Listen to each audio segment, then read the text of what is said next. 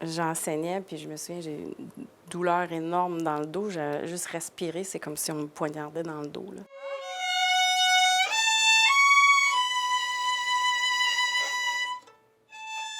Ça va passer, c'est un rhume de muscle, on n'en parle pas.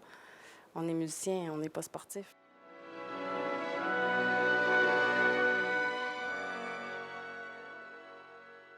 La pratique d'un instrument de musique n'est pas sans risque. On estime que 75% des musiciens vont se blesser au cours de leur carrière. Bonjour! Allô! Bonjour! Viviane Chang enseigne le violon depuis 40 ans. Elle partage sa passion avec plusieurs jeunes de la Montérégie. J'ai commencé très jeune. J'avais une sœur qui jouait avant moi. Je me souviens même pas d'avoir commencé. Probablement que j'ai voulu faire comme ma grande sœur. Puis j'ai toujours joué. J'ai toujours continué, j'ai jamais arrêté. Les douleurs causées par la pratique de son instrument sont présentes depuis si longtemps qu'elle ne peut même plus se rappeler du premier jour où elle a eu mal.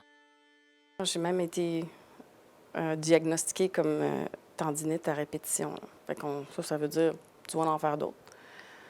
Mais j'ai dû en faire 4 grosses là, qui m'empêchent de bouger pendant 2 mois, là.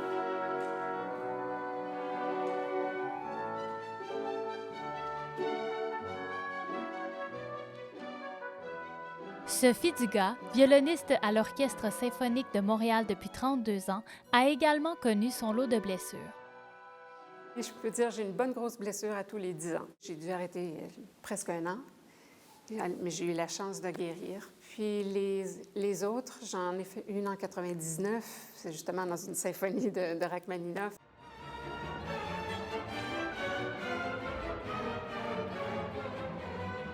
On veut jouer plus, puis là, c'est pas sage. Puis c'est souvent un moment d'excès, puis j'ai payé pour pendant des mois. J'ai connu une femme, elle a fait ça toute sa vie, elle enseignait la flûte traversière. La flûte traversière, c'est le contraire du violon, mais les mêmes problèmes dans le dos, là. Elle a arrêté complètement. Elle fait des bijoux maintenant. Puis elle ne faisait que ça, elle a fait ça pendant 40 ans, là. C'était sa passion. Des blessures, ça peut arriver à n'importe quel moment. Des blessures, un trop-plein, un peu comme une dépression, à un moment donné, là, on en a trop. Et ça peut être parce qu'on a une série de concerts qui est très difficile, on a un stress qui est survenu, on a une mauvaise nouvelle. Donc la peur de perdre, je pense, son pas dans un orchestre, ça, et c'est déjà arrivé, bien entendu. Quand on est l'un des meilleurs musiciens au monde, puis qu'on perd son poste, sur le moral, c'est très, très difficile. Il y en a qui ne reviennent pas. Il y a eu des cas récemment. Donc oui, c'est difficile pour un musicien de dire « mais là, je fais quoi maintenant? Parce que c'est ma vie et je ne sais rien faire d'autre. » C'est un gros deuil. Je me rends compte, là, que j'ai toujours dit que je joue depuis que j'ai 4 ans, mais je me souviens même pas d'avoir commencé. Je me souviens pas de ne pas avoir eu de violon dans les mains. Puis là, je me dis, bon, mais là, je laisse le violon de côté, puis je joue plus jamais. Je peux même pas y penser, là. Moi, j'ai toujours encouragé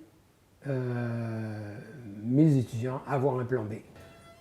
C'est tellement exigeant, ce métier, qu'il faut que je me concentre sur une seule chose pour être le meilleur des meilleurs. Je disais oui, mais si jamais tu te blesses, qu'est-ce que tu fais?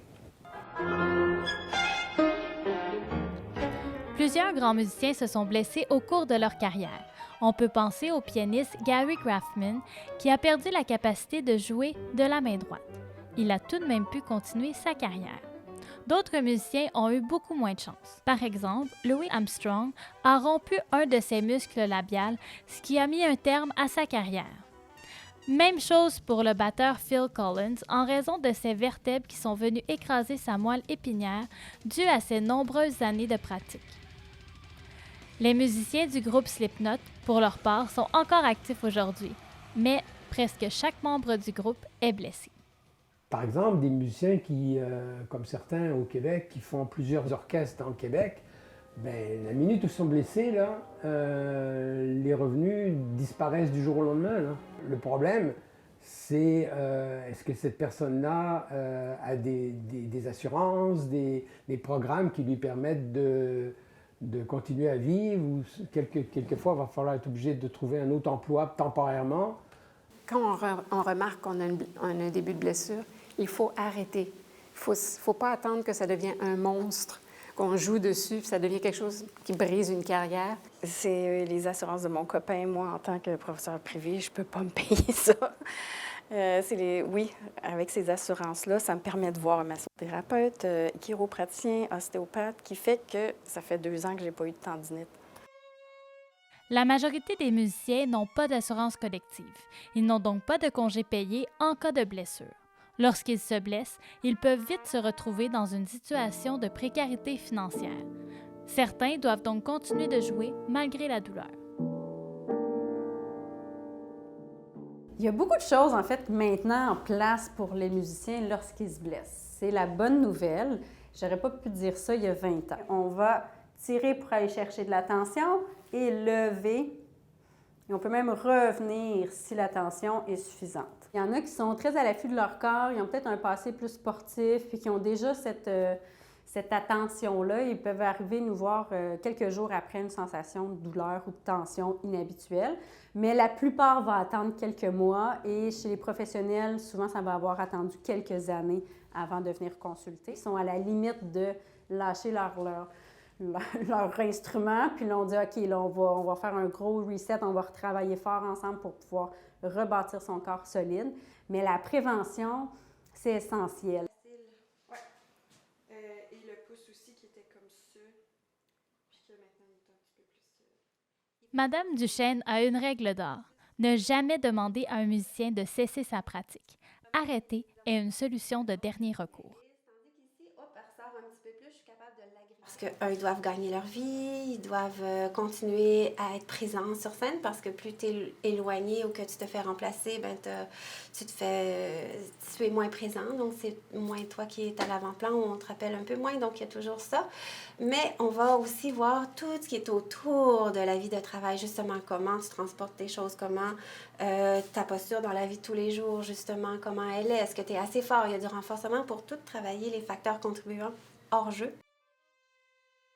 Madame Chang utilise des techniques d'enseignement pour éviter que ses étudiants se blessent.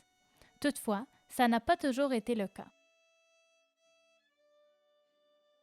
Les 25 premières années que j'ai enseigné, on n'en parlait pas. Je faisais faire des choses qu'on m'a fait faire, qu'on ne doit plus faire. Il y a des techniques d'enseignement que je ne savais pas. Là, je ne les fais plus. Quand j'étais jeune, j'ai commencé la trompette à 9 ans. Et à 18 ans, je n'étais plus capable de jouer de mon instrument. Donc j'ai eu beaucoup de tensions, des problèmes au niveau des lèvres, de la gorge, du diaphragme. Et personne ne m'avait expliqué comment bien jouer mon instrument. Quand l'enfant rentre dans le studio, c'est la première chose qu'il fait, c'est réchauffement de brosse, réchauffement d'épaule, de cou et tout. Et il y en a pour 3 minutes, il doit faire ses réchauffements. Et quand il pratique aussi, ils m'ont vu souffrir. Il y en a beaucoup qui m'ont vu souffrir, puis je leur dis, tu vas avoir tellement mal. Fais tes réchauffements avant. Et quand ils sortent du studio, ils ont des étirements à faire qui sont encore plus importants que le réchauffement qu'ils ont fait avant. Ça réchauffe les doigts et les poignets en même temps.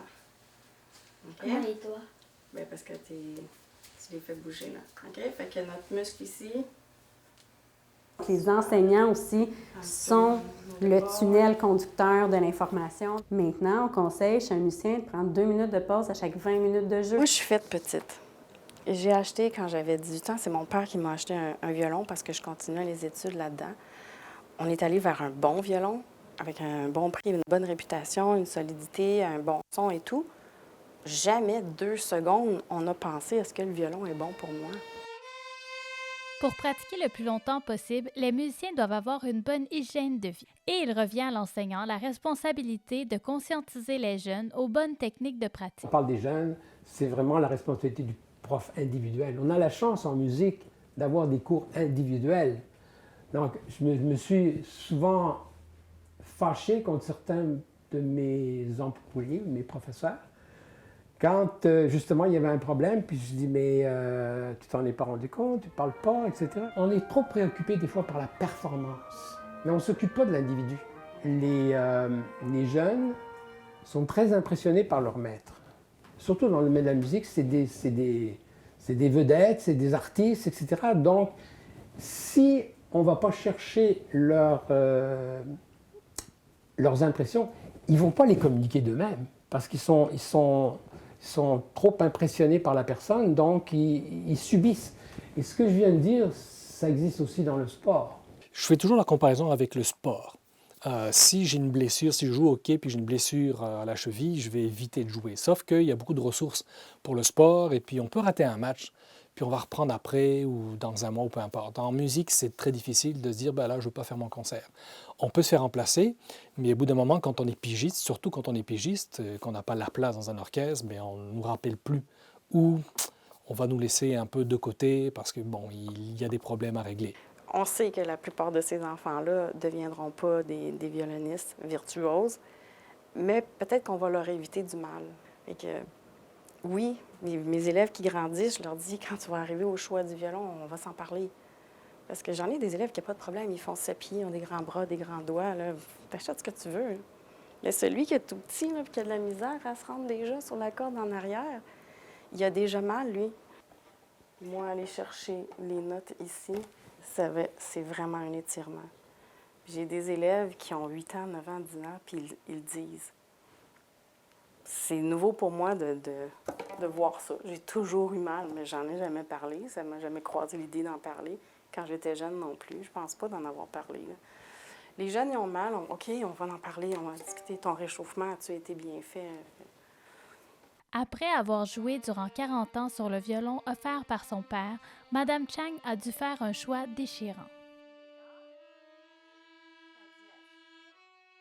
Là, je vends celui-là, qui est le violon que mon père m'a donné. Ça fait 40 ans que je joue dessus, puis je le vends parce que je suis capable de jouer dessus.